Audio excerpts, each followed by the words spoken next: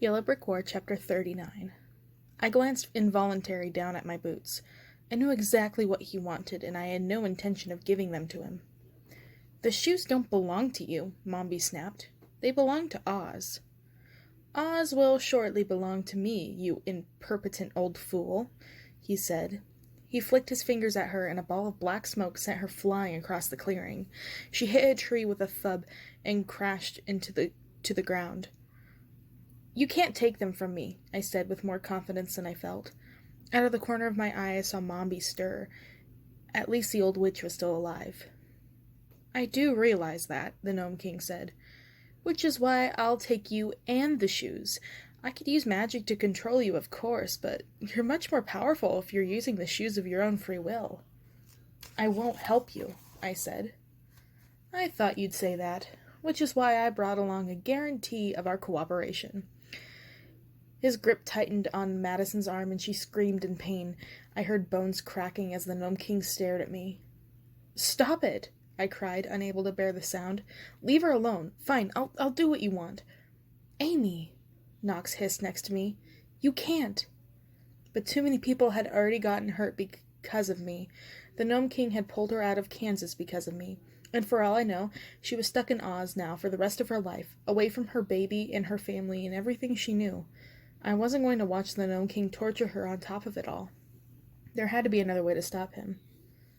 "I'm so glad you've decided to cooperate," the Gnome King said in a pleasant tone. "And now I'll just—" That was when Mombi hit him. Not with magic, with a branch. The old witch had crept up behind him and swung her with all her might. He roared in outrage, loosening his grip on Madison's arm for the barest instant. Glamora launched herself at Mombi, magic sparking from her fingertips, and I dove for Madison, knocking her out of the Gnome King's arms. "Run!" Mombi screamed. "Amy, run!" She raised her branch to hit the Gnome King a second time, but he threw a sticky net of molten silver at her that tangled in her arms and legs. Mombi stumbled as the net tightened its grip around her. Glamora pointed the wand at her, and the Gnome King raised his hands. They were going to kill her. I knew it. I had to stop them. Mombi looked directly at me. Her face was suffused with an eerie calm, as if she was finally at peace. "Go, Amy," she said. And then Glamora was on her. "No!" I yelled, but Knox grabbed my arm. The Gnome King was already turning toward us. My boots came to life, blazing with white light, and he threw up one hand to shield his eyes. I didn't waste a second. I grabbed Madison's hand, pulling her after me, and ran. "Take my other hand!" I screamed, reaching for Knox. The Gnome King was right behind us. I could feel his magic moving toward us like a silver wave. But the shoes carried me faster and faster, and with Madison and Knox with me.